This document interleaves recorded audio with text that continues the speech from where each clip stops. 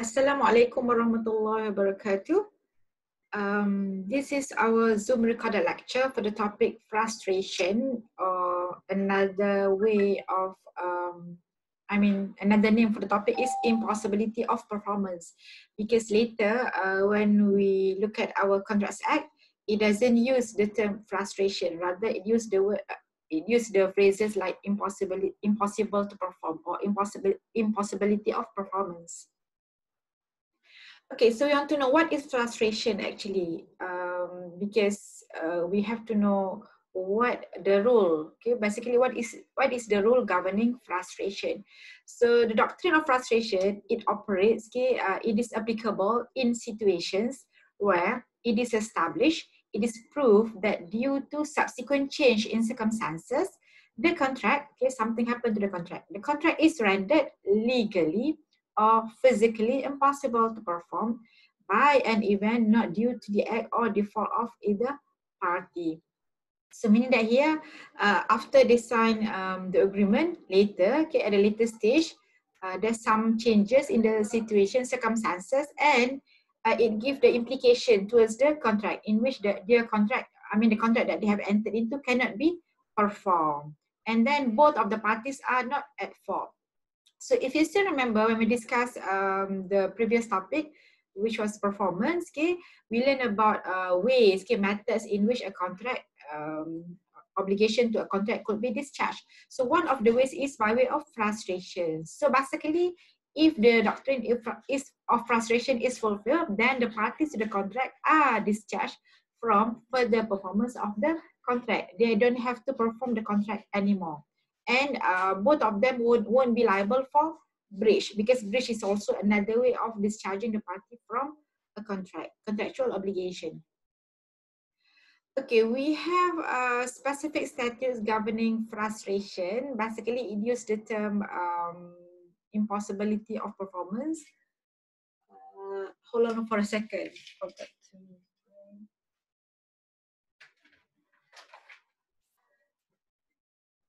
Okay, I took my Contracts Act with me. So please refer to your Contracts Act section 57, especially subsection 2. Okay, because subsection 1, it talk about the effects. Okay, we are going to cover it later. But for subsection 2 here, it says here, contract to do act afterwards becoming impossible or unlawful. So the highlight here is impossible. And then the full provision here is that a contract to do an act which after the contract is made becomes impossible, or by reason of some event which the promisor could not prevent, unlawful.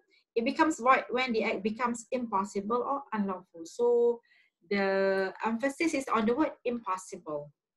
Okay, so yes, we have cases in which this section or this specific subsection was applicable.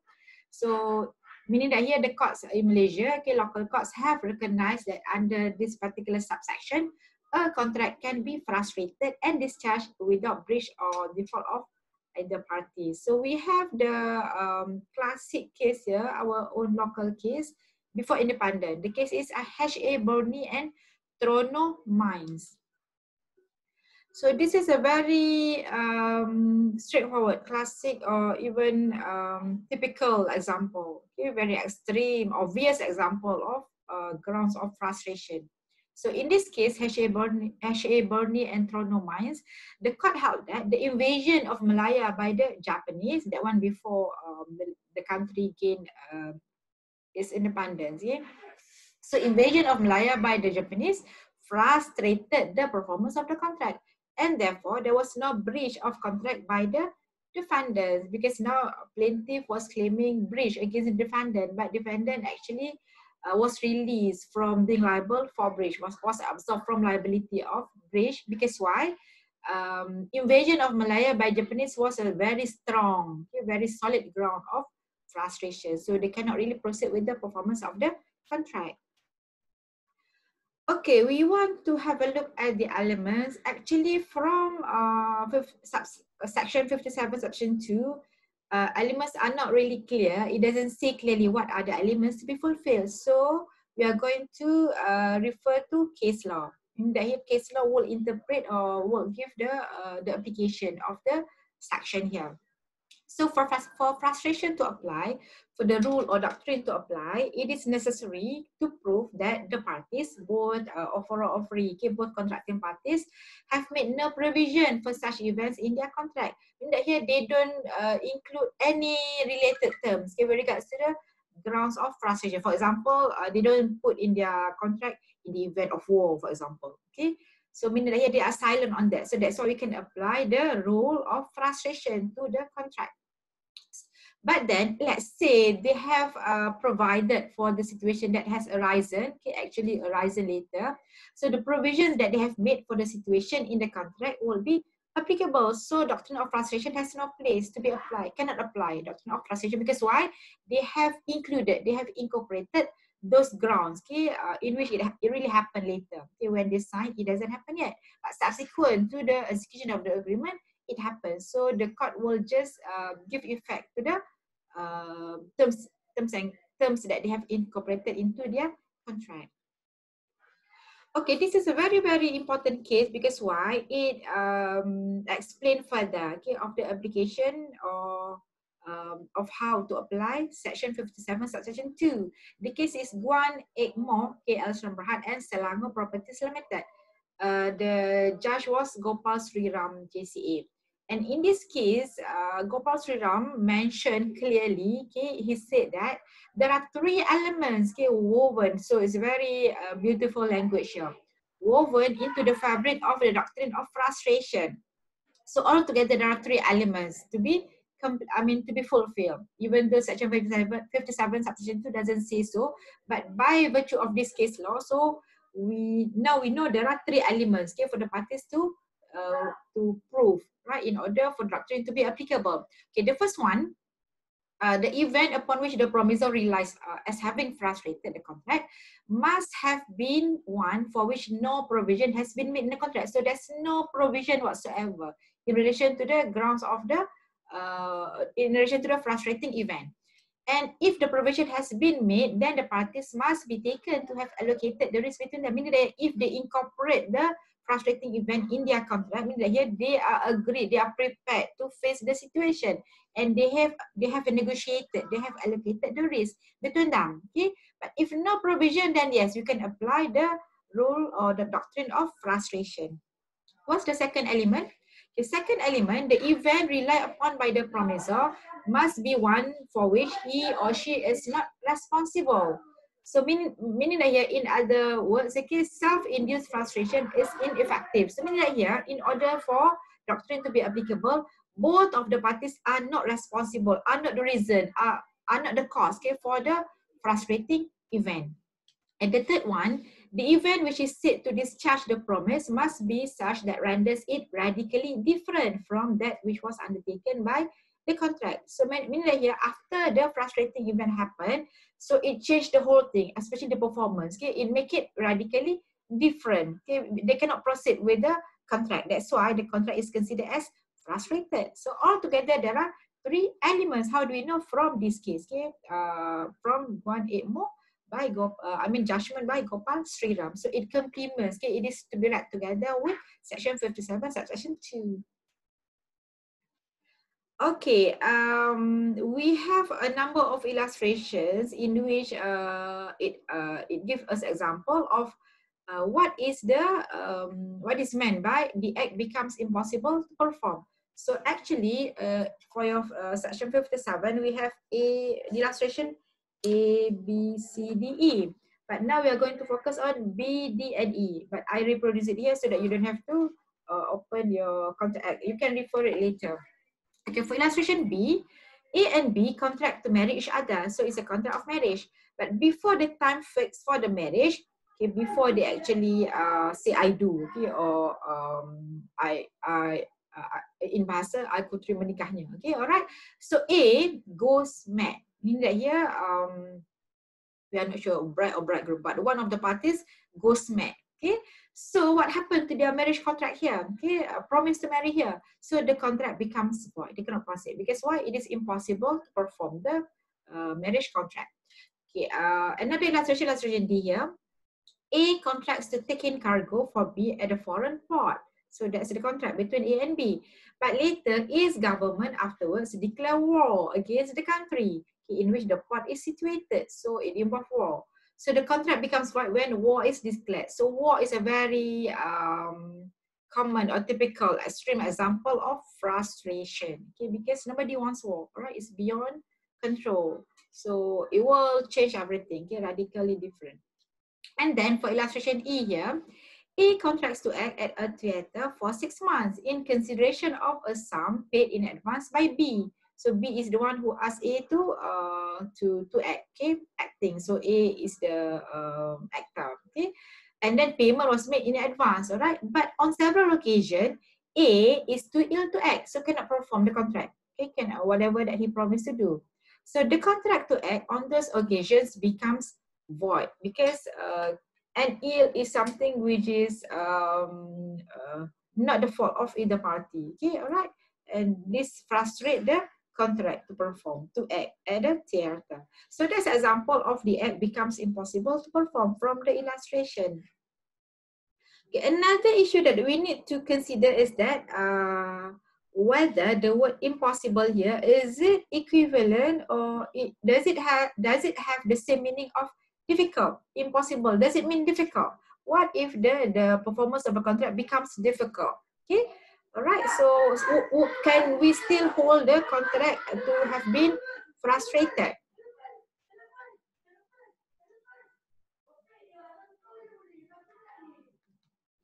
Okay, we have a case here.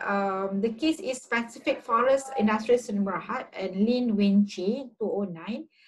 Very important because it has make it clear. Okay, all right. It is stated here the ratio, the rule.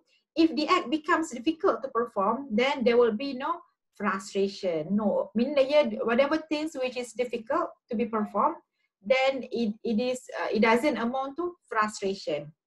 For example, as a quotation from the Dashman here, if a party has no money to pay his debt, or it cannot be to pay his debt, so it cannot be considered impossible to perform because why? It is not frustration. So if you don't have money to pay, all right, to perform your part of the contract, no, you cannot really claim frustration. And then neither can he plead frustration because the terms of the contract make it difficult to interpret. So if it's very difficult to interpret the terms of the contract, still it doesn't amount to frustration. The contract is not considered as frustrated.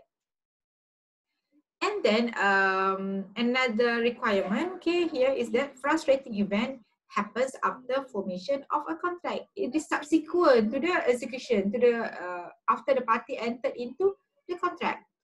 We have read just now, okay, illustration D, all right, about when they have the contract to take in cargo, but later the government declares war, meaning here afterwards. Okay, the highlight here is the word afterwards, later, after they sign the agreement. Okay, the frustrating event, the war happened later. So this is what is meant by frustrating event. The war happens after formation of a contract, after the parties signed or entered into a contract.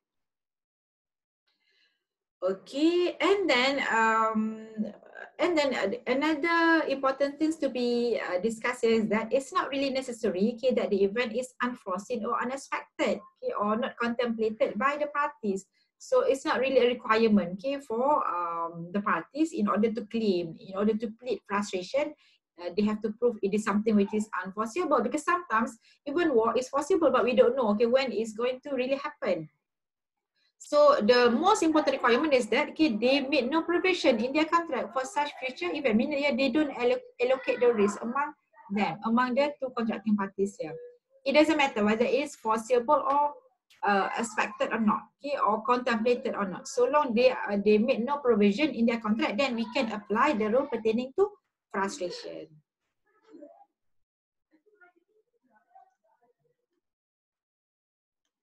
Okay, all right.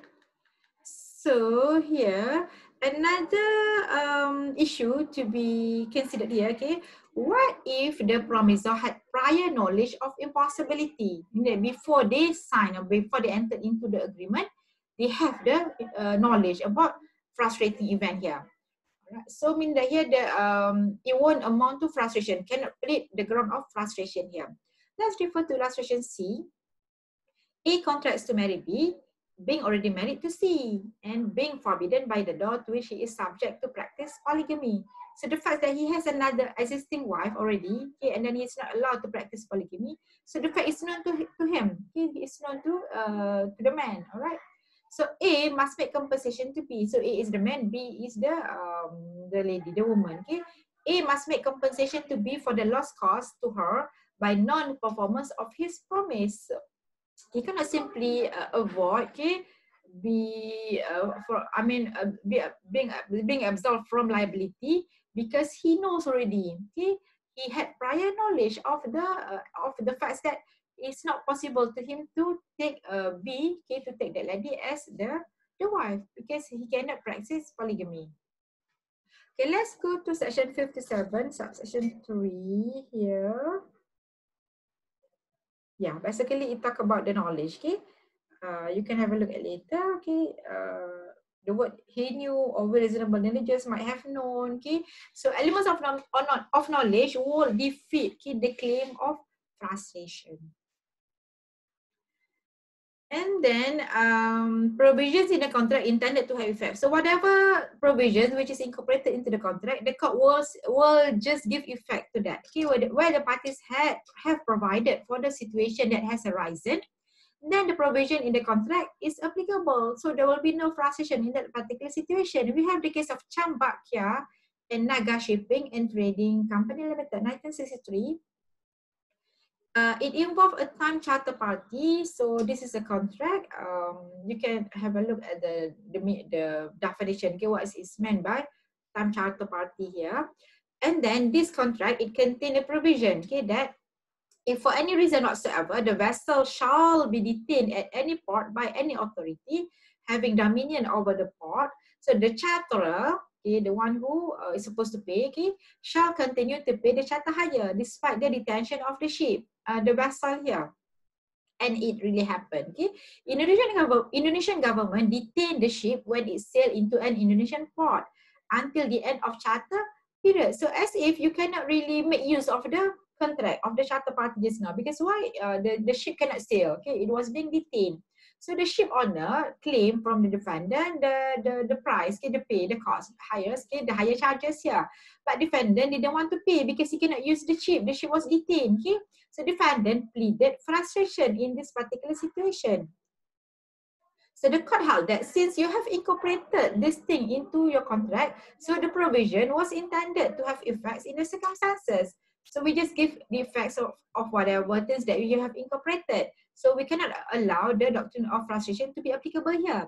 Defendant must pay the higher charges for the whole period of the time charter party because you have agreed. Okay, when you sign the contract, you were aware of this thing. In the event of detention, you must pay. So later you cannot pay. Oh, the contract was frustrated.